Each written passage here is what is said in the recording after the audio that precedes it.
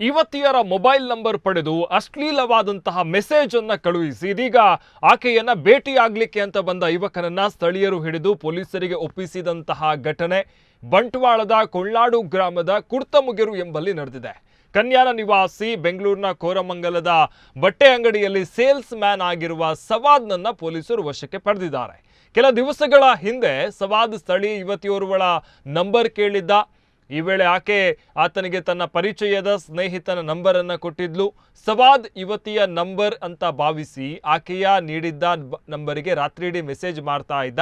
ಆ ಬಳಿಕ ಭೇಟಿಯಾಗುವ ಇಂಗಿತವನ್ನು ಕೂಡ ವ್ಯಕ್ತಪಡಿಸಿದ್ದ. ಸವಾದ್ ಭೇಟಿಯಾಗಲಿಕ್ಕಂತ ಕೆಲಸಕ್ಕೆ ರಜೆ ಹಾಕಿ ಕುರ್ತಮುಗೆರು ಎಂಬಲ್ಲಿಗೆ ಬಂದಾಗ ಸ್ಥಳೀಯರು ಆತನನ್ನ ಹಿಡಿದು ವಿಟ್ಲ ಠಾಣಾ ಪೊಲೀಸರಿಗೆ ಮಾಹಿತಿ ನೀಡಿದ್ದಾರೆ. ಸ್ಥಳಕ್ಕಾಗಮಿಸಿ ಪೊಲೀಸರು ಆತನನ್ನ ವಶಕ್ಕೆ ಪಡೆದು ವಿಚಾರಣೆಯನ್ನು ನಡೆಸ್ತಾ ಇದ್ದಾರೆ.